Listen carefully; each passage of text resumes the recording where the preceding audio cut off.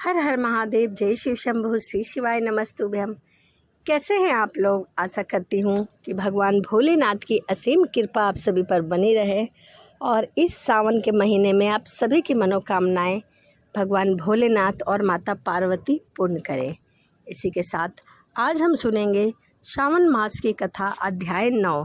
तो चलिए मन में भगवान भोलेनाथ का ध्यान करते हुए कथा को सुनते हैं। ईश्वर बोले, हे सनंत कुमार, इसके बाद मैं अब आपको शुक्रवार व्रत का आख्यात कहूँगा, जिसे सुनकर मनुष्य संपूर्ण आपदा से मुक्त हो जाता है। लोग इससे संबंधित एक प्राचीन इतिहास का वर्णन करते हैं। पांडव वंश में उत्पन्न एक सुशील नामक राजा था। वह अत्यधिक प्रयत्न करने पर भी उसे पुत्र की प्राप्ति नहीं हो रही थी। वह सर्वगुण संपन्न सुकेशी नामक भार्या थी। जब उसे संतान न हुई तब वह बड़ी चिंता में पड़ गई। तब स्त्री स्वभाव के कारण अति साहस युक्त मन वाली उसने मासिक धर्म के समय प्रत्येक महीने में वस्त्र के टुकड़े को अपने उदर पर बांधकर उदर को बड़ा कर लिया और अपनी प्रसूति का अनुकरण करने वाली किसी अन्य गर्भिणी स्त्री को ढूंढने लगी। भावी देव योग से उसके पुरोहित की पत्नी गर्भवती थी। जब कपट करने वाली राजा की पत्नी ने किसी प्रसव कराने वाली को इस कार्य में लगा दिया, तब उसे एकांत में बहुत धन देकर रानी चली गई।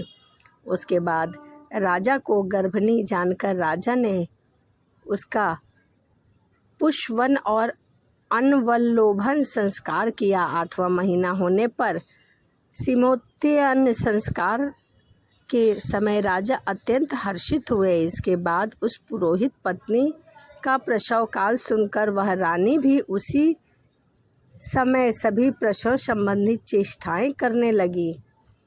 पुरोहित की पत्नी पहली बार गर्भवती थी, अतः प्रसूति कार्य के प्रति वह अनभिज्ञ थी और केवल प्रसव कराने वाली दाई के ही कहने पर स्थित थी। इस बात को कोई नहीं जान सका। इसके बाद रानी ने उसका पुत्र को लेकर यह घोषित कर दिया कि मुझे पुत्र रत्न की प्राप्ति हुई है।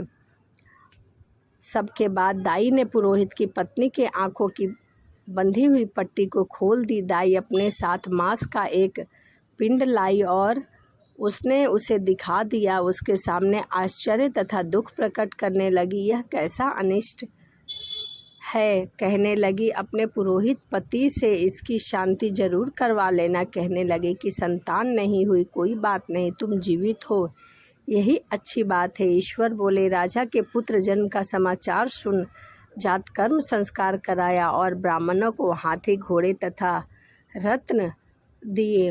राजा ने कारागार में पड़े सभी कैदियों को प्रसन्नतापूर्वक मुक्त कर दिया। इसके बाद राजा ने सूतक के अंत में नाम कर्म तथा अन्य सभी संस्कार किए। उन्होंने पुत्र का नाम प्रियव्रत रखा। हे सनंत कुमार, श्रावण मास के आने पर पुरोहित की पत्नी ने शुक्रवार के दिन भक्तिपूर्वक देवी जीवंतिका का पूजन किया। दीवार पर अनेक बालकों सहित देवी जीवंतिका की मूर्ति लिखकर पुष्प तथा माला से उनकी पूजा की और स्वयं भी गोधूम का चूर्ण भक्षण किया। इसकी मूर्ति पर चावल फेंका और कहा कि हे जीवंतिका, हे करुणा निधान, जहाँ पर मेरा पुत्र विद्यमान है आप उसकी रक्षा करना। यह प्रार्थना करके उसने कथा सुनकर नमस्कार किया और जीवंतिका की कृपा से उसका बालक दीर्घायु हो गया है।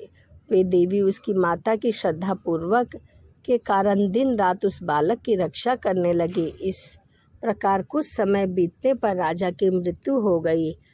तब पितृभक्त उनके पुत्र ने अपनी पारलौकिक क्रिया संपन्न की। इसके बाद मंत्री तथा पुरोहितों ने प्रिय व्रत को राज्य पर अभिव्यक्त किया और कुछ वर्षों तक प्रजा का पालन करने पर राज्य भोग कर वह पितरों के ऋण से मुक्त के लिए जाने लगे। राज्य का भार वृद्ध मंत्रियों पर भक्तिपूर्वक सौंप कर स्वयं के राजा होने का भाव त्याग कर उन्होंने कार्पटिक का वेश धारण कर लिया और गृह में प्रवेश कर गए। मार्ग के लिए नगर में गृहस्थ के घर में उन्होंने निवास किया। उस समय उस गृहस्थ की पत्नी को प्रसव हुआ था। उसके पहले पष्टी देवी ने उसके 5 पुत्रों को उत्पन्न होने के 5वें दिन ही मार दिया था। यह राजा भी उस समय 5वें दिन ही वहां पहुंचा था। रात में राजा के सो जाने पर उस बच्चे को ले जाने के लिए पष्टी देवी आई। जीवंतिका देवी ने उस पष्टी देवी को यह कहकर रोक दिया कि राजा को लांघकर मत जाओ। तब जीवंतिका के रोकने पर वह पष्टी जैसे आई वह वैसे ही चली गई। इस प्रकार वह गृहस्थ स्वामी ने उस बालक को 5वें दिन जीवित रूप में प्राप्त किया। ये लोग इतने प्रभाव वाले हैं, यह देखकर उस गृहस्थ ने राजा से प्रार्थना की कि हे राजन, आपका निवास आज के दिन मेरे ही घर में हो। हे प्रभु, आपकी कृपा से मेरा यह 6ठा पुत्र जीवित रह गया। उससे इस प्रकार प्रार्थना करने पर करुणानिधि उस राजा ने कहा कि मुझे तो गया जाना है। तब राजा गया के लिए प्रस्थान करने लगे। वहां जाकर उन्होंने पिंड दान किया। विष्णुपद वेदी पर कुछ अद्भुत घटनाएं हुई। उस पिंड को ग्रहण करने के लिए 2 हाथ निकल कर आए। इसके बाद उन्होंने किसी ज्ञानी तथा सत्यवादी ब्राह्मण को इस विषय में पूछा। उस ब्राह्मण ने सारी बात कह दी। वह 2 हाथ आपके पितृ के थे, इसमें कोई संदेह नहीं है। घर जाकर अपनी माता से पूछ लीजिए यह बात। तब राजा चिंतित तथा दुखी हुए और मन में अनेक बातों को सोचते विचारने लगे और यात्रा करके पुनः वह घर वापस आ गए। वह बालक जीवित हुआ था। उस समय भी उस स्त्री को पुत्र उत्पन्न हुआ था और वह उसका 5वां दिन था। वह जो दूसरा पुत्र हुआ था उसे लेने रात में फिर पष्टी देवी आई तथा जीवंतिका को दोबारा रोके जाने पर उस पष्टी देवी ने उनसे कहा, इसका ऐसा क्या कृत्य है अथवा क्या इसकी माता तुम्हारा व्रत करती है जो तुम रात दिन इसी की रक्षा करती हो। तब पष्टी का यह वचन सुनकर जीवंतिका ने धीरे से मुस्कुराकर इसका सारा वृत्तांत बता दिया। उस समय राजा शयन का बहाना बनाकर वास्तविक जानने के लिए जाग रहे थे। श्रावण मास में शुक्रवार को इसकी माता ने मेरा पूजन में रत रहती है और व्रत के संपूर्ण नियमों का पालन करती है।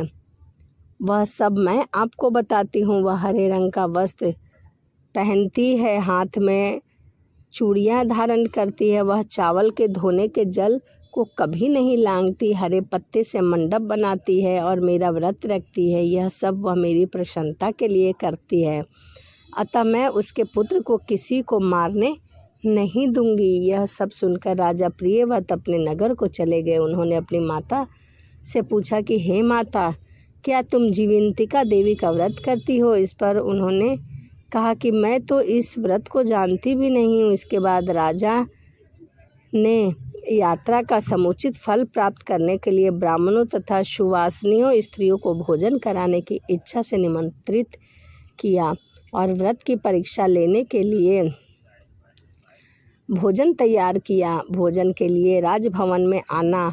तब पुरोहित की पत्नी ने दूत से कहा कि मैं हरे रंग की कोई भी वस्तु ग्रहण नहीं करूँगी क्योंकि मैंने आज व्रत रखा है। राजा को बता दी। तब राजा ने उसके लिए सभी रक्त वर्ण के शुभ परिधान भेजे। यह सब धारण करके पुरोहित पत्नी भी राजभवन में आई। राजभवन को पूर्वी द्वार पर चावलों के धोने का जल पड़ा देखकर वहाँ हरे रंग का मंडप देखकर वह दूसरे द्वार पर गई। राजा ने पुरोहित की पत्नी को प्रणाम करके संपूर्ण कारण पूछा। इस पर उसने इसका कारण शुक्रवार का व्रत बताया। उस प्रिय व्रत को देखकर इसके दोनों स्तनों में से बहुत तेज दूध निकलने लगा। दोनों स्तनों से उस राजा को दूध की धाराओं से पूर्ण रूप से सिंचित कर दिया गया। तब विष्णुपदी को निकले दोनों हाथे जीवंतिका तथा पष्टी दोनों देवियां वार्तालाप करते हुए पुरोहित पत्नी के स्तनों से दूध निकलने के द्वारा राजा को विश्वास हो गया कि मैं इन्हीं का पुत्र हूँ। उसके बाद पालन पोषण करने वाली माता के पास जाकर विनम्रतापूर्वक कहा, हे मात, डरो मत, मेरे जन्म का वृत्तांत सत्य सत्य बताओ। यह सुनकर सुंदर केशों वाली रानी ने सब कुछ सच सच बता दिया। तब प्रसन्न होकर उन्हें जन्म देने वाली माता पिता को नमस्कार किया और संपत्ति से वृद्ध को प्राप्त प्रियव्रत ने रात में देवी जीवंतिका से प्रार्थना कि हे जीवंतिका, मेरे पिता तो ये फिर गए, वह दोनों हाथ कैसे निकल गए। तब देवी ने स्वप्न में आकर कहा कि नाश करने वाला वाक्य कहा, हे प्रियव्रत, मैं तुम्हें विश्वास दिलाने के लिए ही यह माया की थी। वह माया था, इसमें कोई संदेह नहीं। हे सनंद कुमार, यह सब मैंने आपको बता दिया है। श्रावण मास में शुक्रवार के दिन इस व्रत का अनुष्ठान करके मनुष्य सभी मनोरथों को प्राप्त कर लेता है। इस प्रकार श्री सनंद कुमार के अंतर्गत ईश्वरीय सनंद कुमार संवाद में श्रावण मास महात्म्य में शुक्रवार जीवंतिका व्रत कथन नामक 9वां अध्याय पूर्ण हुआ। तो यहीं श्रावण मास की कथा अध्याय 9 समाप्त होता है। तो चलिए इसी के साथ वीडियो को समाप्त करते हैं और मिलते हैं अगली वीडियो में। हर हर महादेव, जय शिव शंभु, श्री शिवाय नमस्तुभ्यम। हर हर महादेव, जय शिव शंभु, श्री शिवाय नमस्तुभ्यम। कैसे हैं आप लोग? आशा करती हूँ कि भगवान भोलेनाथ की कृपा आप सभी पर बनी रहे, आप सभी स्वस्थ हो, अच्छे हो। इसी कामना के साथ आज हम सुनेंगे श्रावण मास की कथा अध्याय 10। तो चलिए मन में भगवान भोलेनाथ का ध्यान करते हुए कथा को सुनते हैं। ईश्वर बोले, हे सनंत कुमार, अब मैं आपसे शनिवार व्रत की विधि का वर्णन करूंगा, जिसका अनुष्ठान करने से मंदत्व नहीं होता। शनिवार के दिन नरसिंह, शनि तथा अंजनी पुत्र हनुमान, इन तीनों देवताओं का पूजा करना चाहिए। दीवार पर उनकी प्रतिमा बनाकर हल्दी युक्त चंदन से और नीले, लाल तथा पीले सुंदर पुष्पों से लक्ष्मी सहित जगतपति नरसिंह की भली भांति पूजा करनी चाहिए और उन्हें खिचड़ी का भोग लगाना चाहिए और स्वयं भी वही खाना चाहिए। तिल का तेल तथा धृत स्नान भगवान नरसिंह को प्रिय है। शनिवार के दिन तिल सभी कार्यों के लिए करना चाहिए। शनिवार के दिन तिल के तेल में ब्राह्मणों तथा सुहागिनों स्त्रियों को उपटन लगाना चाहिए। कुटुंब सहित स्वयं भी संपूर्ण शरीर पर तेल लगाकर स्नान करना चाहिए तथा उड़द का भोजन ग्रहण करना चाहिए। इससे भगवान नरसिंह प्रसन्न होते हैं। इस प्रकार श्रावण मास में चारों शनिवार के इस व्रत को करना चाहिए। जो ऐसा करता है उसके घर में स्थिर लक्ष्मी का वास होता है और धन ध्यान की समृद्धि होती है। पुत्रहीन व्यक्ति पुत्र वाला हो जाता है और इस लोक में सुख भोग कर अंत में वैकुंठ को प्राप्त करता है। नरसिंह की कृपा से मनुष्य की चारों दिशाओं में व्यापक कीर्ति बनी रहती है। हे सनंत कुमार, अब शनि की प्रसन्नता के लिए जो करना चाहिए उसे सुनो। एक लंगड़े ब्राह्मण और उसके अभाव में किसी ब्राह्मण के शरीर में तिल का तेल लगाकर उसे उष्ण जल से स्नान कराना चाहिए और श्रद्धापूर्वक नरसिंह के लिए बताए गए अन्न अर्थात खिचड़ी उसे खिलाना चाहिए। उसके बाद तेल, लोहा, काला तिल, काला उड़द, काला कंबल प्रदान करना चाहिए। इसके बाद व्रती यह कहे कि मैंने यह सब शनि को प्रसन्न करने के लिए किया है, शनिदेव मुझ पर प्रसन्न हो। उसके बाद तिल के तेल से शनि भगवान का अभिषेक करना चाहिए। उनके पूजन से तिल तथा उड़द में अक्षत प्रशंत माने गए हैं। हे मुनि, अब मैं शनि का ध्यान बतलाता हूँ। शनेश्वर कृष्ण वर्ण वाले हैं, मंद गति वाले हैं, काश्यप गोत्र वाले हैं, सौराष्ट्र देश में पैदा हुए हैं, सूर्य पुत्र हैं, वर देने वाले हैं, दंड के समान आकार वाले मंडप में स्थित हैं, हाथों में धनुष बाण त्रिशूल धारण किए हुए हैं, गिद्ध पर आरूढ़ है, यम इनके अधिदेवता हैं, ब्रह्मा इनके प्रत्यधि देवता हैं। ये कस्तूरी आग, गुरु का गंध तथा गुल का धूप ग्रहण करते हैं। इन्हें खिचड़ी प्रिय है। इस प्रकार ध्यान की विधि कही गई है। इनके पूजा के लिए लोहमयी सुंदर प्रतिमा बनानी चाहिए। हे द्विज श्रेष्ठ, इनके नियमित की गई पूजा में कृष्ण अर्थात काली वस्तुओं का दान करना चाहिए। ब्राह्मण को काले रंग के वस्त्र देने चाहिए। काले बछड़े सहित काली गाय दान करनी चाहिए और इस प्रकार प्रार्थना करके स्तुति करनी चाहिए। आराधना से संतुष्ट होकर जिन्होंने नष्ट राज्य वाले राजा नील को उनका महल राज्य पुनः प्रदान किया। हे शनिदेव, मुझ पर प्रसन्न हो। नील अंजन के समान वन वाले, मंद गति से चलने वाले और छाया देवी तथा सूर्य से उत्पन्न होने वाले शनिश्चर को नमस्कार करता हूँ।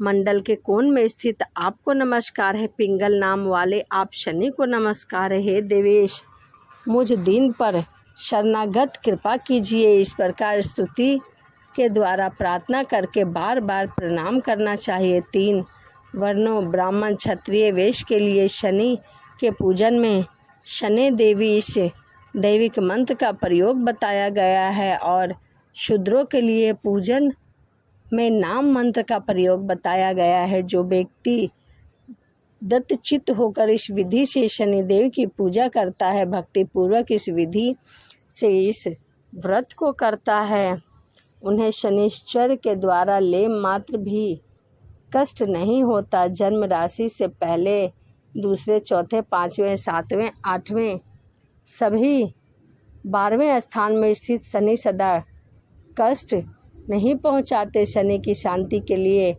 क्षमाग्नि इस मंत्र का जाप करना चाहिए। हे सनंत कुमार, इसके बाद मैं अब आपको हनुमान जी की प्रसन्नता की विधि का वर्णन करता हूँ। हनुमान जी की प्रसन्नता के लिए श्रावण मास में शनिवार को रुद्र मंत्र के द्वारा तेल से उनका अभिषेक करना चाहिए। तेल में मिश्रित सिंदूर का लेप उन्हें समर्पित करना चाहिए। जपा कुसुम की मालाओं से आक धतूरे की माला, मंदार पुष्प की मालाओं में बटक बड़ का पेड़ के नवेद अन्य उपचारों विधि से उनकी पूजा करनी चाहिए। इसके बाद बुद्धिमान होना चाहिए। हनुमान जी की प्रसन्नता के लिए उनके 12 नामों का जाप करना चाहिए। जो मनुष्य प्रातःकाल उठकर इन 12 नाम को पढ़ता है उसका अमंगल नहीं होता और उसे सभी संपदा सुलभ प्राप्त हो जाती है। इस प्रकार श्रावण मास में शनिवार के दिन वायुपुत्र हनुमान जी की आराधना करके मनुष्य व्रज तुल्य शरीर वाला, निरोग तथा बलवान हो जाता है। अंजनी पुत्र की कृपा से वह कार्य करने में वेगवान और बुद्धि वैभव से युक्त हो जाता है। उसके बाद शत्रु नष्ट हो जाता है, मित्रों की वृद्धि होती है, यह वीरशाली कीर्तिमान हो जाता है। यदि साधक हनुमान जी के मंदिर हनुमान कवच का पाठ करे, वह अग्निमा तथा 8 सिद्धियों का स्वामित्व प्राप्त कर लेता है और यक्ष, राक्षस तथा वेताल उसे देखते ही कंपित हो जाते हैं, भयभीत होकर वेग पूर्वक 10 दिशाओं में भाग जाते हैं। हे सनंत कुमार, शनिवार के दिन पीपल के वृक्ष का आलिंगन तथा पूजन करना चाहिए। शनिवार को छोड़कर अन्य किसी भी दिन पीपल का स्पर्श नहीं करना चाहिए। शनिवार के दिन उनका आलिंगन सभी संपदाओं को प्राप्त कराने वाला होता है। प्रत्येक मास में 7 वारों में पीपल का पूजन लाभदायक है, किंतु श्रावण मास में यह पूजा अधिक फल प्रदान करता है। इस प्रकार श्री स्कंद पुराण के अंतर्गत ईश्वरीय सनंत कुमार संवाद में श्रावण मास महात्म में शनिश्चर, नरसिंह, हनुमंत पूजन आदि शनिश्चर नरसिंह कृत कथन नामक 10वां अध्याय पूर्ण हुआ। तो यहीं श्रावण मास की कथा अध्याय 10 यहीं समाप्त होता है। तो चलिए वीडियो को यहीं समाप्त करते हैं और मिलते हैं अगली वीडियो में। सभी को हर हर महादेव, जय शिव शंभु, श्री शिवाय नमस्तुभ्यम।